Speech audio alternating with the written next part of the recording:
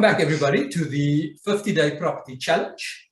Again today, we have Matt Al from Metro FM and Jared Ricketts, singer, songwriter, and all-round fantastic artist with us. They will talk today about this week, what they've learned in the 50-Day Property Challenge. We've just gone through 5 days of learning, and they have already started their property journey. So you will remember last week, we interviewed them to understand what it is they were looking for, what they wanted to do, and how the EDPF Property Academy and private property could assist them in building their own property portfolios. So this week we learned quite a bit, but I will leave it up to the two, Jared and Matt Al, to tell us all about what they learned this week, and then I'll ask them some questions about why they're doing this and how they're going to do it, etc. So Jared, let's start with you. Give us an idea of what you learned. We spoke about a few things, your why, your how. We spoke about property as an investment opportunity. And we also spoke with Ben at private property. What did you learn this week that would be of value to you and help you in your journey with this 50-Day Property Challenge? So for me, what I learned firstly is there's a big difference between investing in a property that you want to live in versus a property that's going to make financial sense for you in the future. You know, I think one of the biggest things for me was also understanding that as someone who is renting out a property, there's a lot on your shoulders to take into consideration, whether it's the contract that you develop to the maintenance of the property and keeping that relationship with whoever is renting with you, because obviously you want people to rent for a long time. That for me was the standout things that I learned. And I think for me, it was very important to understand why I want to build my property portfolio and how I want to go about doing so. And I'm still researching, still checking what's going to make sense for me. But the last few days have made it a lot clearer for me in understanding how I want to go about doing everything. All right, excellent. Thank you for that, Jared. Matt Al, I'm going to ask you the same thing. What did you learn this week about why you want to do this, about property as an investment, and what you learned from Ben? Cool. Thank you so much, Nigel. Yeah, I think it all starts with understanding the why. I think that was the key core of the week, actually fully understanding and defining that for myself, why it is I actually want to do this, you know, being a creative in a space where money can be fickle. Sometimes money comes in floods, but then how do you actually put that money into something that'll be for long term, not just for my gain, but also for the next generation. I think also how to go about this, because one thing for me that was a key standout for the week was the fact that a lot of people buy the property they live in as an investment. But I think the main thing I learned this week is how to buy property to be cash flow positive from the minute you're making the purchase, because then it's an investment. Otherwise, it still becomes a liability for many, many years. So that was a key standout for me. The other thing, like Jared spoke about, is really just how to manage the space, because once you've got the property, there's still a lot of work that goes into it. You still need to maintain good relationships with your tenants. You need to vet your tenants. You need to make sure you're getting the right tenants. Make sure your contracts are also right. There's just so many underlying or like hidden aspects that you also need to be a part of the journey, especially if you want to be a good landlord, because in essence, that's what you become when you're a property investor. And then the other thing that stood out for me was, I guess, the private property app, which we learned about just the other day, how to actually navigate the app, how to use it, and how to, you know, be able to spot what's a good deal. I think I noticed the fact that Standard Bank, for example, there's like repossessed properties that might be a better deal, but it's also important to make sure you actually go view the place, because I've seen with some of the images, it's quite limited. So I think that's the one part that I'm really looking forward to next, is from the app actually going into the spaces to see the property. But yeah, overall, it's been a very fruitful week. Right, learned a lot. That's absolutely awesome. I'm glad that you guys learned a lot from this week. We don't often have a lot of time together. You guys are both busy. I'm also busy. But this week was a very fruitful week, in my opinion. So since you brought it up, Matt, I think maybe let's talk about your why. Normally, when you get into anything, especially in business, and if you don't have that driving force, the thing that drives you to do what you do, then very often you'll fail, because without a why, you have no reason to wake up in the morning. A very close friend of mine, TJ, the other day posted on Facebook, and he said, if you don't have a reason to get up in the morning, you better find something to do, because at the end of the day, you need to have a motivation to wake up. So let's talk about your why. Matteo, tell us why it is you felt that property investment was important for you to do, number one, and what is that thing that drives you and keeps you going? Thank you so much for the question, Nigel. I think my why is really simple. It's the fact that in life is really uncertain. Let's be honest. And I think the lockdown was a big reality check for a lot of people, in the sense that we live in a day and age where you really cannot live on one source of income anymore. You need to find ways of having multiple sources of income. You also need to find ways in which you put your money in things that will be fruitful, not only short term, but also for the long term. So short term wise, my why is for me, the benefit of me being able to, one, have an asset that I know is going to be giving me income every single month if it's cash flow positive, right? It'll be paying off the mortgage, it'll be paying off the levies, and hopefully we still got some change.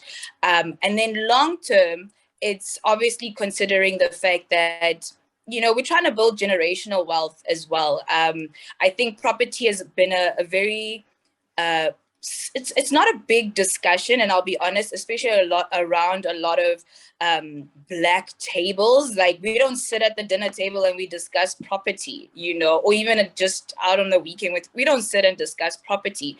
I want to get to a space where having property conversations is a normal thing. It's something that we do as people. And I think also because of the fact that I'm in the entertainment space, money is going to flood in, but that money can flow out as quickly as it floods in. So wanting to put it in something that I know for sure long term, I'll still be able to look back and say my money is invested in something that is solid, that is secure. But obviously that all goes with getting the right education behind it. And if I must also make it a bit personal, one of the other reasons I'm so passionate about this is the fact that when I was in corporate, I did have the opportunity of buying 2 properties in that time. Still wasn't sure if it was the right way to go about it, but I think with the learning that I'm getting now, I will be able to apply that in the properties I currently have. But the reality check was the lockdown, where as an entertainer, I had no gigs, like everything just shut down. And one of the things that kept me afloat was the fact that I had rental income. And I think from a legacy perspective, if that is a knowledge I can impart or share with other people, ways in which you can also still maintain or, still have cash flow coming in, I definitely believe that property is one of the best ways in which to do that. So that is my biggest why, that property conversations must become normal, and it should be a place where I actually saw stats that I think in the country, I will verify this, that recently the most properties were bought by young Black females, so it's slowly evolving, but I think we can get it to a point where it's more inclusive, for us as a whole nation. So that's definitely part of my why. Absolutely amazing. Wow, Matteo, that is a great story. And I think we all resonate, or your story resonates with all of us. And you don't need to check those stats. I can confirm that it is definitely true. So 100% spot on. Thank you very much for sharing with us. Jared, same question to you. What is your why? Why are you doing this? For me, a big part of this why is the fact that people that come from the community that I come from, the Cape Flats, don't have a seat at the table when it comes to these conversations. Not because they don't want to, it's just ignorance of not doing enough research to understand how property can work for you. As Matt Owl said, for a lot of people, property has become a liability because there wasn't a lot of thinking that came into play when deciding on the kind of property that was invested in. And I think for a lot of people in my community, I would say people of color, it was just about investing in that one property that you're going to live in and that you leave behind if it's paid off for the next generation to inherit. And here is an opportunity where we can not only educate people in South Africa, especially our youth, as we hear the stats are changing, which is great, but it's also an opportunity to educate yourself, but to leave that legacy that is empowered, that it's not just about waiting on the inheritance, it's about having that buying power and adding to that and allowing the finances to work for you in a way that you could set your children, their children's children up to be able to really be part of this changing landscape of property ownership.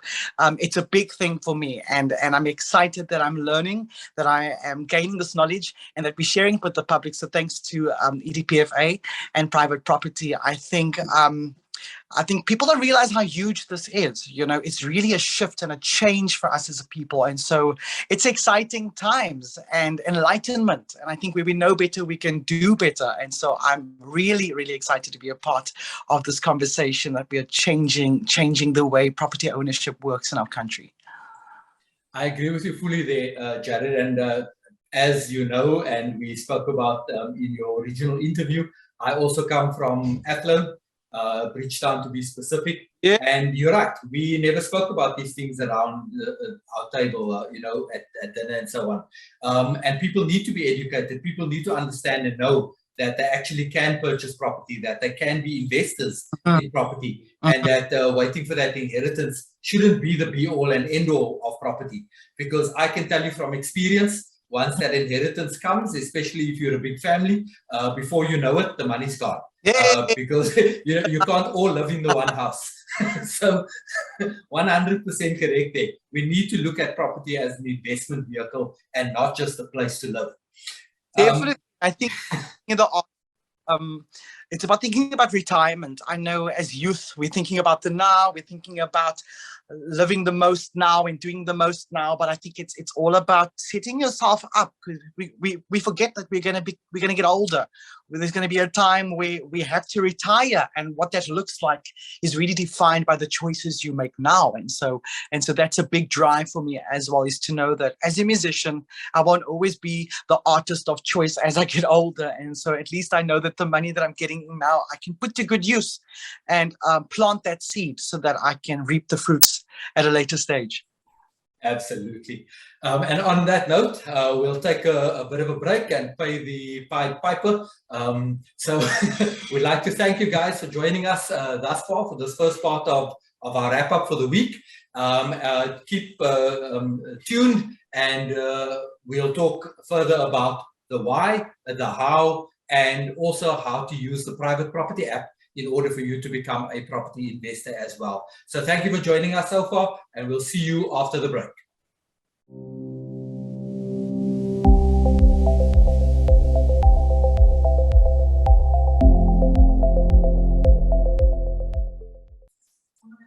Welcome back, everybody, to the 50-day property challenge. This is the second part of our second session with private property.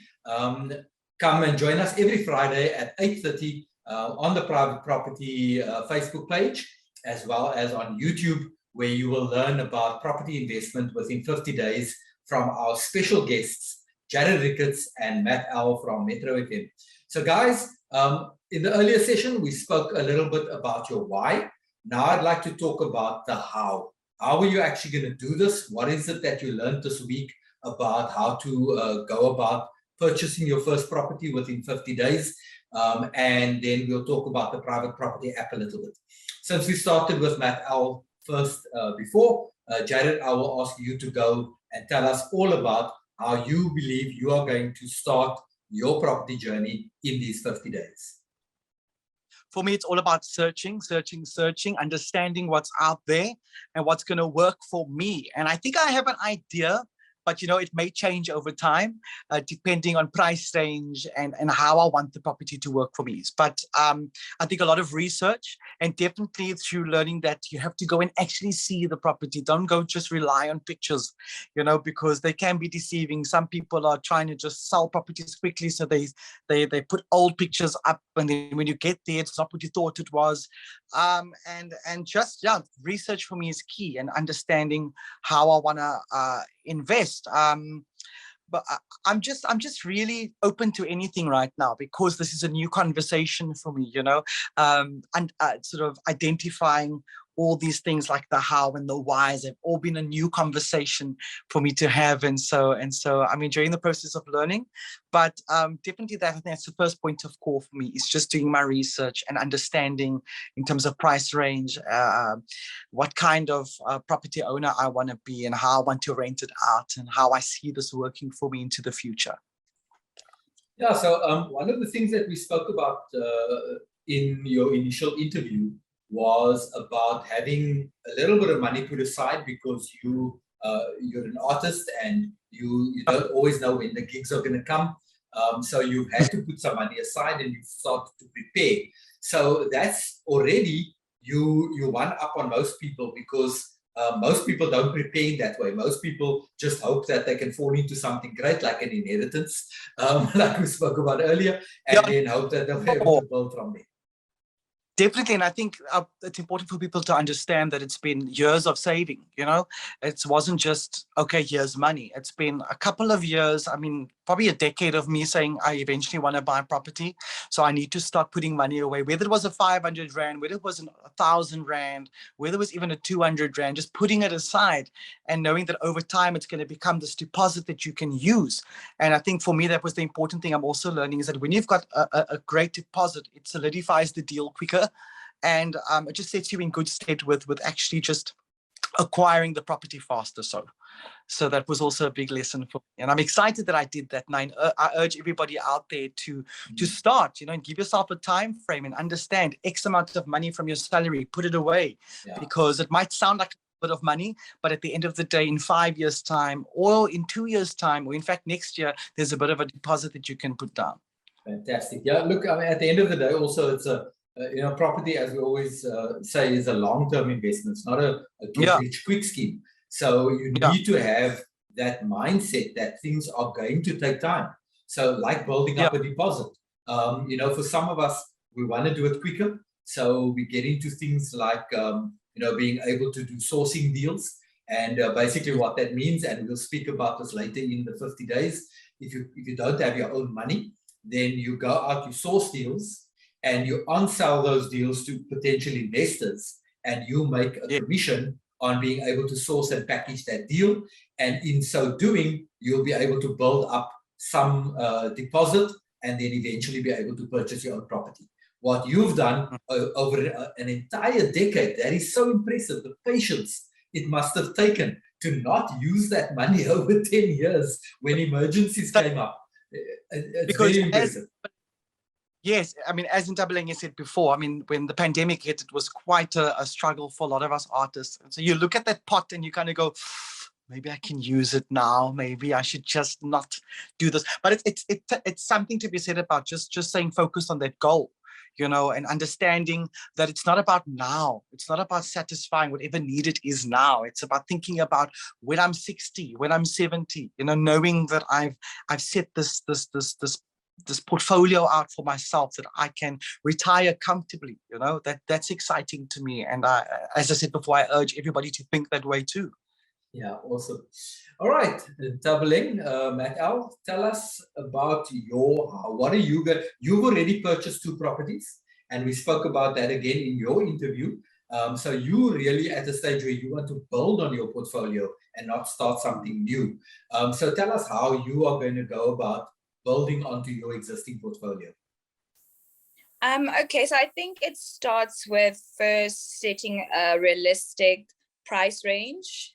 I think that's also the key starting point of, this is the amount that I'm looking for. I think the how is also what type of property? It's first also understanding that do I want to rent out to maybe potential in a student area, in a, you know, is it like holiday residential? It's also just being able to define that for yourself. Like, actually, how am I really thinking about this? So first, answering those questions for yourself. I think also something else that I learned in the past week was Jared was very fortunate, yes, to have saved up money for so long. But the truth of the matter and the reality of a lot of South Africans is not everybody has that money to, had been saving for 10 years. So I think some of the how I also took from the past week is, which I know we're still going to touch on further, is how do I actually secure funding for property investment with someone else's money, not necessarily my own. Number two, it's what is some of the admin and the documents that I personally in my life need to have in place? I know we touched on certain documents like if you're working, if you're fully employed, you're going to need your pay slips, you're going to need a good credit score. Like, those are also long-term things you need to plan for, because you might be sitting in a position where right now your credit score is not doing great, maybe because of the pandemic. Now that's the plan you need to set out for yourself, that, okay, over the next 3 months, I'm getting back to, solidifying my credit score so that I'm in good standing for creditors to potentially want to allow me to, get money if I'm using the financial institution route.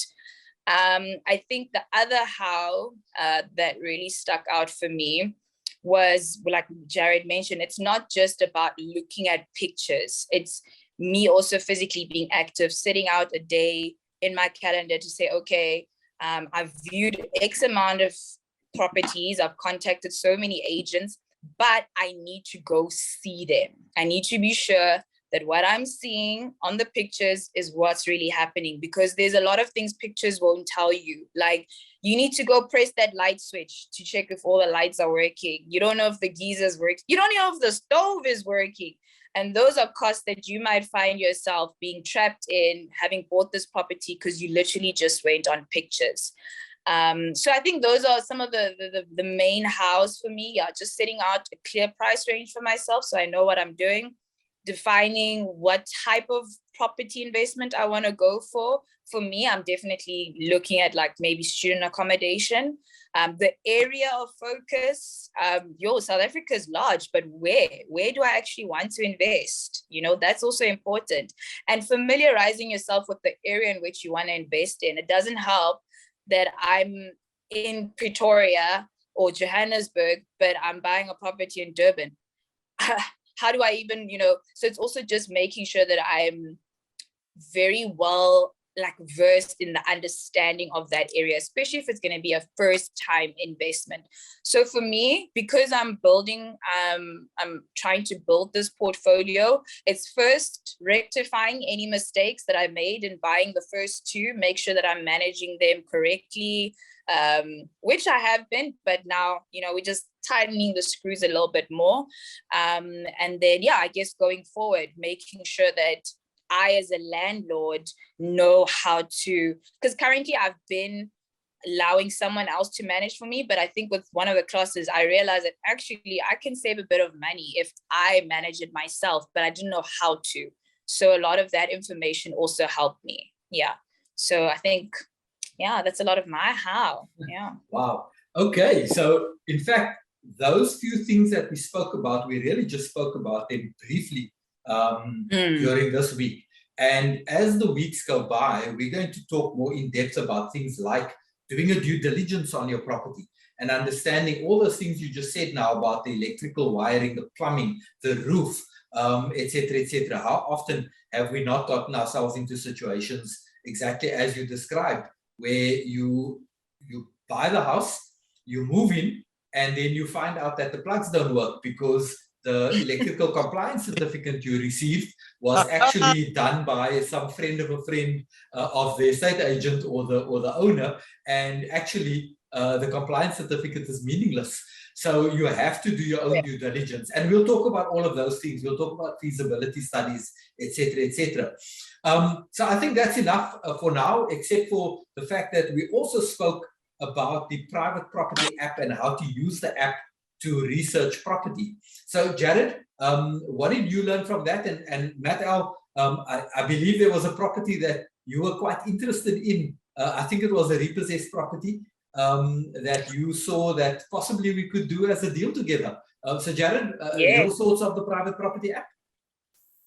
I think it's really cool. I think the interface is quite user-friendly.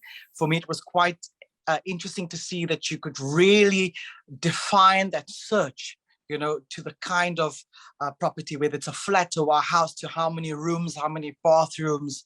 And it was quite exciting because you really get a scope of the entire country of what's available just by typing in the name. And for me, it really opened my mind up to going, oh, I'm not just limited to Cape Town. I can actually now think about, is it interprovincial? You know, am I going to go to Joburg and check out a property? Am I going to invest in something in Durban?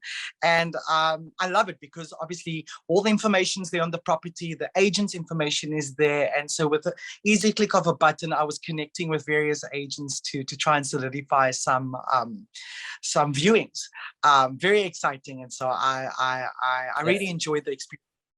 Fantastic. Doubling, tell us about that deal that was on the private property app that we're looking at. Yes, so there was a property there. It was definitely repossessed because it was by Standard Bank, number one. But also what made it sound like such a gem, which when I view it, we'll see if it really is a gem, is the fact that am I still? Yeah. It's the fact that the price, right? I think it was a 3-bedroom, right? It was a 3-bedroom, square meters, quite spacious. But the asking price for it was quite competitive. Like, because the private property app, nice thing about it is that you actually get to see, if you like Jared said, you get to zone in on an area. So if I'm looking at Pretoria and I zone in maybe Arcadia or I zone in Hatfield, I also get to see the average price range of properties within that area for a 1-bedroom or 2-bedroom or 3-bedroom, just so that you know realistically what is the going rate. So the interesting thing about this one was the fact that it was a 3-bedroom, but it was almost priced like a 1-bedroom deal, you know. Yeah. So I think it was like 300,000 or something. Eh? Yes, Yeah. I was like 300,000 for a 3-bedroom apartment, yeah. 2 parking bays, bathroom, kitchen. So yeah, I guess it's also just understanding why is it that little? Is the bank just trying to recover the money outstanding, or is there something wrong? I need to go check it out. Yeah. But Again, it sounds like a really good deal. Back to your due diligence requirement. Yeah. So guys, thank you very much for this week. It's been an exciting week of learning. And we thank everybody that was involved in teaching us about our why and our how and about the app itself. Guys, out there, the public that's watching us and listening to this vlog podcast, whatever they call it nowadays, thank you for joining us. Thank you for allowing us into your homes and for allowing us to not just educate Matt, Al, and Jared, but also you, the public, about property and how you too can invest in property within a 50-day period. So keep following us, keep watching us on YouTube, keep watching us on our website, edpfpropertyacademy.com, and search for us on YouTube, and you'll be able to find us there. Subscribe to our channel, and every day we will post what we have done on that particular day, and you will be able to follow this journey with the EDPF Property Academy, private property, and our 2 special guests, Jared Ricketts and Matt Al, as they have started their journey towards building their own property portfolio. And we hope that you also will be able to do that. So guys, thank you very much for joining us. Join us again on Monday as we continue this journey of the 50-day property challenge. Oh, right.